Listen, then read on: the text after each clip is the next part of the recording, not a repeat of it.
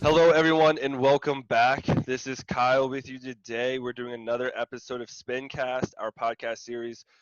Like I've said before, probably 100 times by now, it is our way of giving back to the community and helping just spread awareness and knowledge in the esports scene. Today, we have Candor joining us. He is big into the Rainbow Six Siege community. He does a lot of graphic design work there, and I'll let him talk about everything, all the great work he does there. So go ahead, Candor, introduce yourself. Tell us kind of how you got to be, a big community figure in the Siege world, and everything leading up to that. So my name's Candor. My alias is Candor, rather. My real name is Tony Keckman. I'm from Florida, but I just recently got done spending 4 years in Massachusetts, and I used to work for CGG, which is probably the biggest broker in Siege competitive news and statistics. And then what happened is after CGG, I wanted to take a little bit more of an individualized path, and I wanted to just do my own thing. So I currently work as a freelance graphic designer in the Rainbow Six scene. A lot of a lot of people in the Rainbow Six scene know me for work that I've done on other people's podcasts, most famously the recent Hammered podcast that came out with Mm-hmm. Chowderhead and Caliber Jacob. I Mm-hmm. did the graphics for the B Leaguers podcast with Flint and Stokes, which just always love those guys. Those guys are great. I love Yeah, I love yeah. them for I love them for allowing me to take a chance there. But I've Mm-hmm. done work for a lot of different people in the scene, but I think a lot of people will know me most for the card collection that I've been currently expanding on. Almost hitting we're gonna be hitting a year this September in the version threes, but it's been a year so far since I started working on them. But a lot of people will know me best for that Yeah. because my goal with that is to just include all the community and be able to reach out to the community and show them that we're all kind of like, we're all in this same space together. So that's that's generally been the motto there. Yeah, no, there's a number of things I think we can expand on more and kind of what you're doing right now. You talked about community and how everyone, especially in Siege, I know I used to play a little competitively, everyone's really interconnected. Everyone knows each other. Everyone's willing to help each other out. So talk about like how that benefits esports, in the short term and the long run. How do you see that helping foster and grow the community to, including more people? Because I think esports right now, the community's great when you're inside of it, but a lot of people just don't know that much about esports. So how does that sense of community really help, foster the newbies, so to say, into really, developing the same passions and commitments that we have? I think with the Rainbow Six scene, you once you start getting into it, and like, for me, it was when I went to my first LAN event. Hmm. You get to understand that and I've said this to so many people, that what happens at a Rainbow Six LAN. So, for example, I was recently at the Six Invitational 2020. Great, Hmm. it's these LANs are great. The competition is amazing. I love watching it, but in my opinion, the Six Invitational is not what happens inside that venue, but what happens outside of that venue. Because everything you take away with it is what the Six Invitational is about.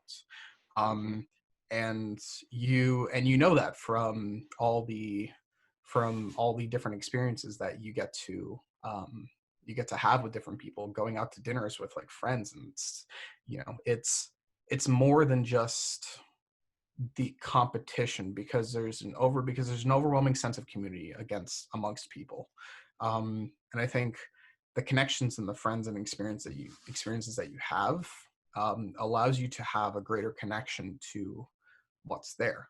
Like, Hmm. I've had so much fun just hanging out with people, and it's meant a lot more to me than honestly just watching the event has. Because, like I said, it's still great. Like, Hmm. I'm not against watching SSG versus NIP on the main Hmm. stage. That was an Yeah, amazing matchup. but exactly. but everything that happened afterwards, with having, whether it's having really nice dinners or just people just going out for drinks at La Scratch or something, it's Hmm. it's the amount of community you experience is unparalleled.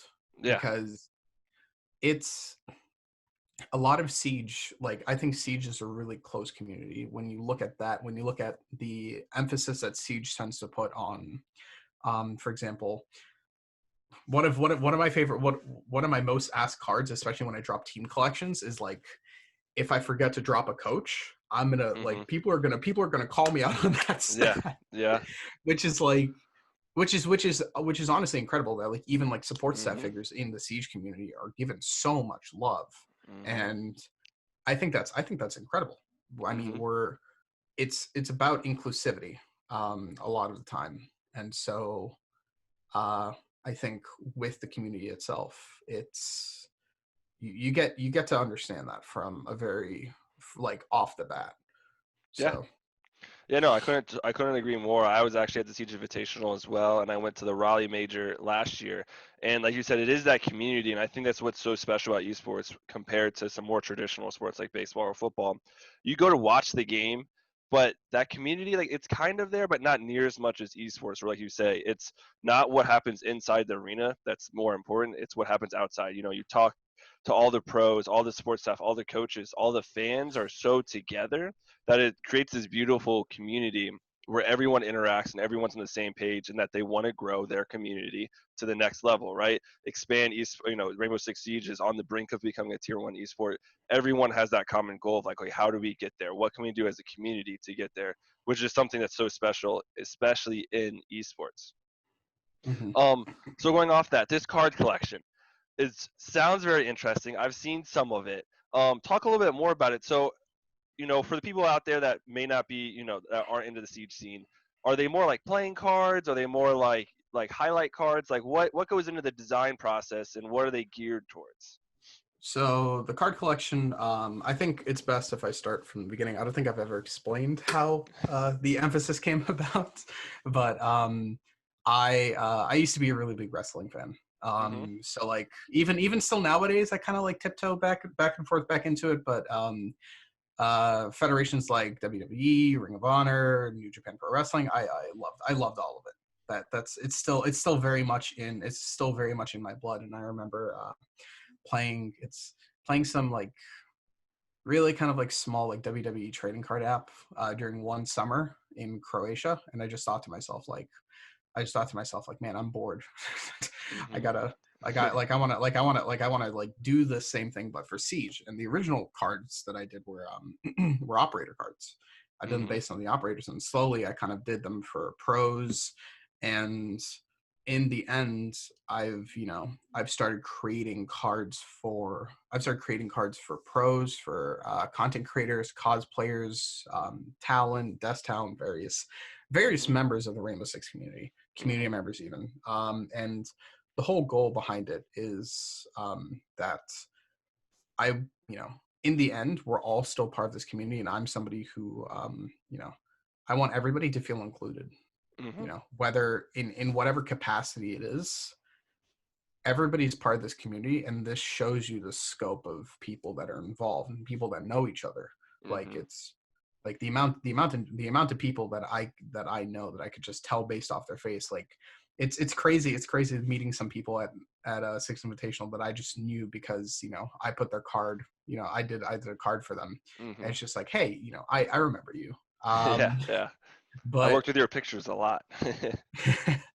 no, but it's I think the card project has always been out to like keep people involved in the keep people involved in the community. So in one way, it's kind of like a collect. It's kind of like player cards, but Mhm. at the same time, like I do cards that also are commemorative towards special events. I've done a lot of really kind of like special type cards for like the top 10 players of 2020, Mhm. which I've done like half of them. I do need to do the Mhm. other half. Mhm. Um, and then there's like also kind of special cards for like people who did statistically really well during an event. Mhm. I prepared stuff for that. It's kind of like all over the place, but I think in the end it's just to highlight the moments, the people in the community that just bring us all together. So Yeah. it's So like a collection that, at a glance shows what the community is about, right? Like you said, the inclusivity, the, marquee matchups, like you said, SSG versus NIP earlier. I remember that game was absolutely incredible, and I remember the crowd, which was something that I remember the most from Siege Invitational, was the crowd sounded was louder than what I remember going to like pro football games or pro baseball or pro soccer games. I'm like, oh my god, these guys like we're insane right now. And it's also when you go back and watch the VOD as well, you can hear it in the casters' mics being picked up, which is insane because those mics usually only ever do the voice, but you can hear it in the background. Another thing you touched on, kind of like the inclusivity of the community, the coaches and the support staff, team managers. You said like how important those are, and if you leave them out of a team collection, then everyone's like, oh my god, you left X, Y, or Z person out. So speak to that. Like I personally believe like the support staff is an incredible thing. But kind of share like your experience in working with those guys or working for those guys and how they affect the scene and the community in general. There's a lot of support staff in my opinion that have a lot of heart, and Mm-hmm. it's very, I think it's very easy to look past the support staff because especially when you have big name rosters, um, you have a lot of star players. So Mm-hmm. I think there are like for example, um, you look at Team Solomon right now, right?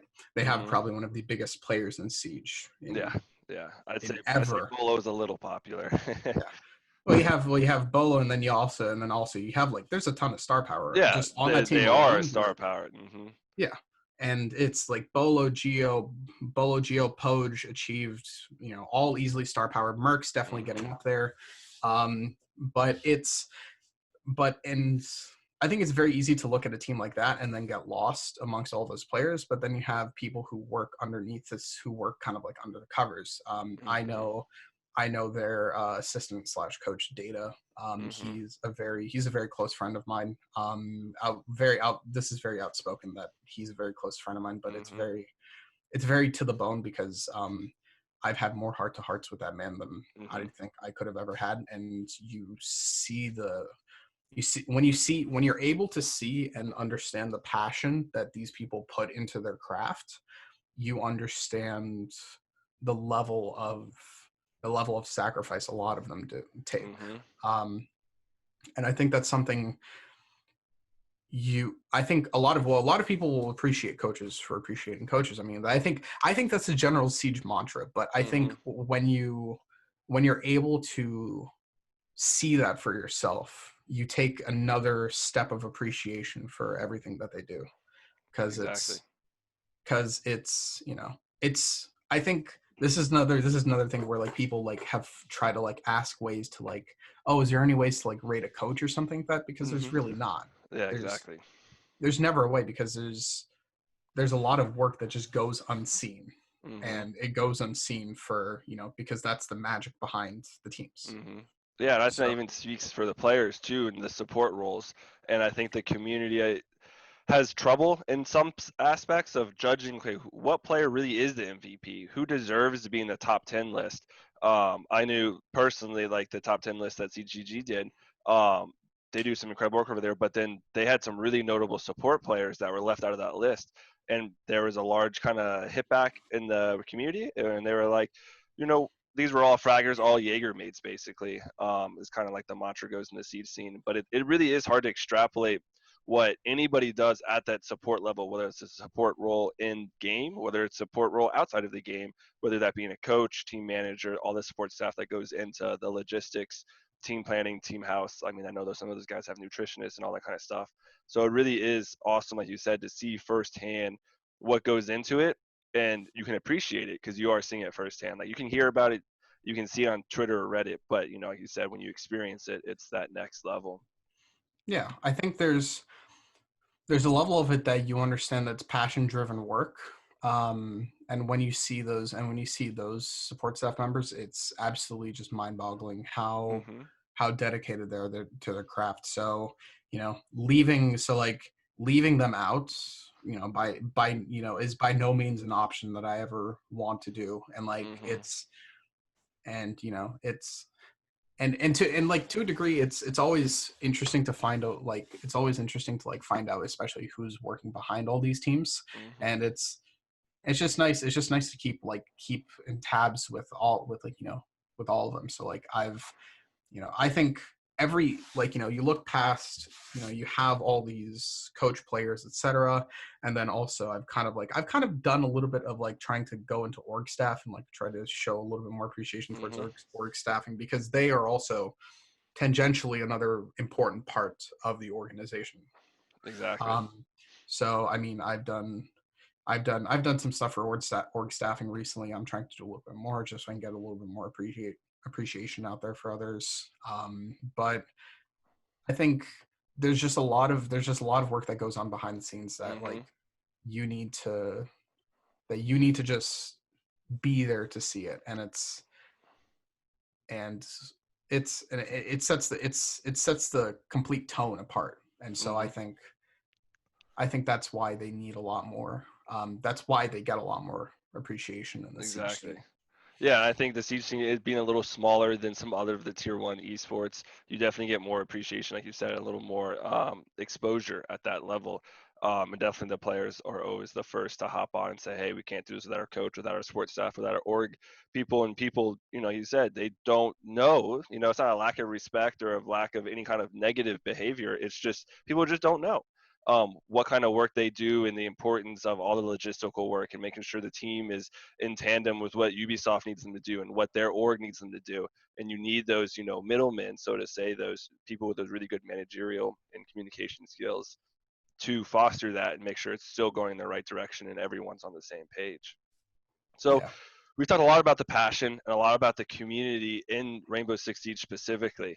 Now, for a lot of our listeners, they're on the outside of that community and they're wondering, okay, what's the best place to go and look so I can experience this passion and this sense of community? So how would you answer that kind of question if someone outside the community wants to learn more, wants to experience the community sense and that passion? Well, what advice would you give Um, Especially if you don't want to jump into a LAN immediately. them? I personally think that I'm somebody who call me old fashioned. I mean, I'm only 23, but whatever. Mhm. But like I'm very much somebody who wants to have verbal communication with others. Mhm. So for me, I'm always kind of like I like to go out there and just do it sort of guy. Mhm. But I think with other people, you can experience a lot of it. I think the Rainbow Six Twitter is disclaimer, really interesting place in terms of some of the content you can find, but Mhm. also a very I think you can get a lot of you can probably get some of that appreciation firsthand. But I would say I don't know. There's a lot of people in the community who just do a lot of honest work with Mhm. what they do. If you ever like keeping tabs on what's going on in the community, Calvert Jacobs, a really nice guy. Yeah. He's I think he's outspoken, probably one of those kind of like people. His podcast, once again, his podcast with Chowderhead Hammered Mhm. is really nice. There's you can even kind of look at like someone like somebody that I think is very often mentioned, but I don't think genuinely appreciated. Mhm. Is well, genuinely appreciated for the level of sacrifice and community she shares. Jenna. Mhm. Anybody in the scene knows Mhm. who Jenna is. Mhm. um, Outspoken Liquid fan, but Yep. Jenna is somebody that I have had the pleasure of meeting, and she's, I think, to understand the level of sacrifice somebody would go to learn an entirely new language, to Mhm. be able to communicate with your favorite pro team. For those Mhm. who don't understand, Jenna is somebody who lives, I believe, on the west coast of the United States, and she is a big fan of the Team Liquid team, which is with Team Liquid Rainbow Six team, which is a Brazilian team. So Mhm. she did not know how to speak Portuguese, and if I remember correctly, she learned how to speak Portuguese so she could be able to communicate with the team Mhm. in their native language, which is That's incredible. phenomenal. Yeah, that's No, absolutely it's incredible. she is also probably one of the most positive people I've met in the scene. I've had a lot of conversations with her, and I think she's a phenomenal figure in the scene. You look at people like look at people like Jenna, like Caliber, for the work they do. Parker's also an incredibly outspoken person in the community. Mhm. And Taro, I don't think I need to. He needs no introduction. He's Yeah. Just Intero Google is that real fast, and you'll get everything you'll need real quick. uh, I think he's one of the most outspoken. He's one of the most like honest people in this scene, and I mhm, really you look at how he talks and the passion that he gives specifically, and mhm. it's remarkable. There's Yeah. I think everybody you understand as kind of like a figure in this scene is really passion driven, Mhm. um, and Yeah. that's I was going to say there's going back a little bit where you talk about all these figureheads, especially in that Twitter sense. And I think, with Siege in particular, there are some negative aspects, but it's all passion driven, right? And I think it's something important to highlight that, yeah, the sentiment or it might be a negative message, but that doesn't mean there's passion and dedication behind it. And I think that goes to even show that everyone cares, right? They might not portray it in a positive light, but everyone cares so much and has that dedication and ambition to the Rainbow Six Siege scene in the esports light that they want to see this game be extremely successful and be at the top of esports. Although, like you said, there might be a little bit of drama here and there might be some negative light with some people in the scene. That's still all passion driven, and it just shows that everyone wants this to succeed. So I think there is definitely, important to highlight that, just because it's bad doesn't mean it's bad altogether, right? There's still passion, there's still really good means behind it. It just might not come off the right way.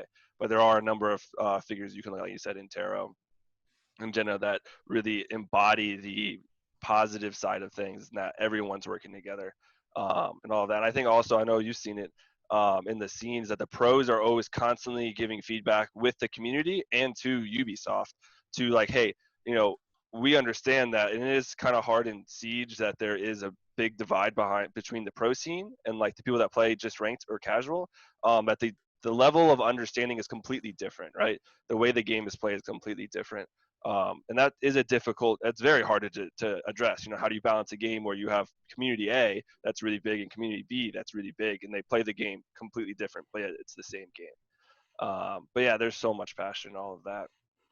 well, Um, you look at how the Hot Breach podcast, now Logic Bomb podcast, mm-hmm, technically, has even handled kind of like talking about that. You see these mm-hmm, community based I think a lot of things in the siege are centered around the community, and a lot of the big stuff you can relate back to the community. And those podcasts especially have like there's I think that a lot of people don't a lot of people you know yearn for more transparency, mm-hmm. it's exactly as you said. People are passionate, if it may come off as negative, if it may come off as negative, I think there are just a lot of people in this scene who care about it. Like, this is Exactly, it's exactly. not it's beyond, I think, just that they don't like it. It's that people care about this, because I mean, Yeah. Rainbow Six has pulled itself out from Mm-hmm. a almost horrific release Yeah. from as that's Mm-hmm. I think Exactly. that's one of the more redeeming stories about it. But Mm-hmm. this is another part where people want to see this game succeed, and it's on, Mm-hmm. as you said, it's on the cusp of like tier one. Mm-hmm. The esports plans that have been laid out, a lot of stuff that's been announced is incredible, and I Mm-hmm. think want it people just want to see it succeed, because it's so much different than any other title out there. It's Exactly. It's very from unique in that perspective as well. And also, you said the launch, it was never meant to be an esports game. It was really meant to be more of a one-off. To companies like, okay, how much money can we make? And I mean, there's plenty of those archetype of games out there that don't have much planned support for very long. But then you see the community, and like you said, there's so much passion and dedication behind it that the community just like, hey, we're going to carry this game to be a tier one esport, basically. And now Ubisoft and all the associated companies that work in the esports world are obviously giving the support to keep boosting it. But the community really did start it from its roots. So I think that's something that's incredible right there. So I think we've got time for one more quick topic. We talked a lot about passion and dedication in the Rainbow Six Siege community. Moving forward, if you could put emphasis on one particular aspect of that passion, what would you like to see improve or change a little bit to bolster the scene to the next level to become tier one? What would you like to see in the next year or two, so to say? Mm, I think um, I think it's I think it's if we're talking towards the community, I think a lot of the community wants to see a lot more transparency Mm-hmm. in terms of like changes that come from Ubisoft. I mean, Mm-hmm. I don't play the game as I don't play the game as casually because I'm taking a lot of my time to just kind of like do design. But Mm-hmm. I think transparency is something that it's not only the community's yearning for, but also the pros because of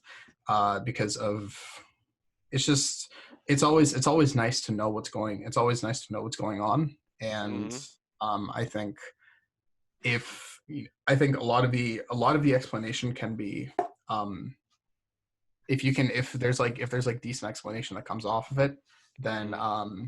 and kind of like foresight as to how the community will, I guess, like perceive it, Yeah. then Yeah. I mean transparency is always a good thing Exactly. in. I don't think you can never do anything bad if you're being more transparent than you currently are with any aspect in any company in the entire world. Yeah, but I think just it's transparency. But I also wish that, like, personally, sometimes I feel like I wish that the community especially with like whenever like big issues come around, like I know there's a big topic circulating right now in terms of like the hyena twit longer and stuff that Mm-hmm. came out. Mm-hmm. But I think I think the community itself should even have patience to a degree. Exactly. That's something I would probably wish in terms of in terms of this, is that because it's I don't think I think as urgently as people want to see answers and people want to see explanation, I think I think the ability to have patience Yeah.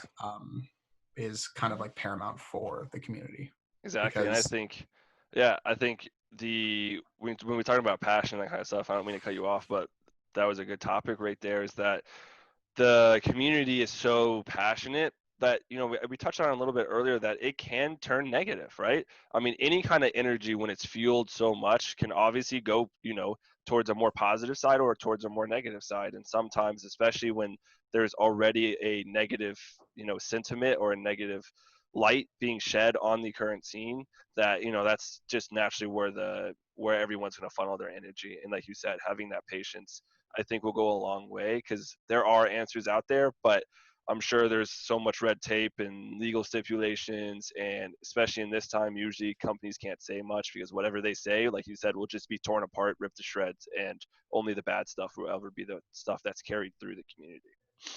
yeah, well, I think Mhm. patience is always a good virtue wherever you go. Mhm. Exactly. So just understanding that in time everything will be explained, but I think Mhm. people just need to people need to wait, Yeah. just take a breath. All It's right. Well, unfortunately, that is all the time we have for this episode. Candor, thank you so much for joining us. I think today we really did show our viewers and hopefully even more viewers outside of the community that just about the passion in esports, and that it's unbridled, it's uncontained. But look at Rainbow Six Siege, the community and the passion behind it. And I know I said that word probably a gajillion times, but it really is true. The passion took a game that wasn't meant for esports and turned it into what will probably be a tier one esport by the end of this year or early next year. Um, you know, well, besides the whole pandemic going on right now, that obviously kind of puts everything slide back a little bit, but it's going to be very soon. We all hope it, especially the ones that play the game as much as we do. So, Candor, go ahead, plug yourself. Tell us where we can find your graphic work, where we can look at this, really interesting card designs, and learn a little bit more. Keep us up to date on your work. Yeah, so you can check out a lot of my work over on my I'm most active on Twitter, so that's at Candor6. You can probably check out a lot of my other graphic work on my Behance profile, which is just behance.com/Candor. And then on top of that, I am working on a Rainbow Six Siege fantasy project with a good friend of mine who's the analyst of the Susquehanna Sonics, Jobro. Mm-hmm. We're both working on Project Prisma. Okay. If you ever want to keep on tabs with that, that's a little bit of a unique project we've got going on for ourselves. And Aside from that, I don't think a whole lot. Aside from that, Okami, which is the for those who don't know, Challenger League in North America. There's a team called Okami. Really great five guys. Hmm. Kilo, Benji, Prompted, Flack. Just all really, and Layman as well. Yeah, Really great people. We are selling merch. sweet. They're going they're going to the Boston. They're going to the AGN Boston LAN, Yeah, and that's one of the teams that I'm just doing graphics. I'm just doing graphics work sweet. with them, helping them get their platform out a little bit more. So Awesome. Yeah, I do know that everyone you've worked with seems to have that boost in, face value in esports is so important. Obviously, having exceptional graphic design skills help, brings that to the next level. So, everyone, thank you for joining us. My name is Kyle. This is Candor. Like he just said, you can find all of his great stuff and everything that will be linked below in the description. Everyone, have a fantastic rest of your day or night, wherever you are, whenever you listen to this. Stay healthy, stay happy in these current world conditions, and ultimately stay plugged in.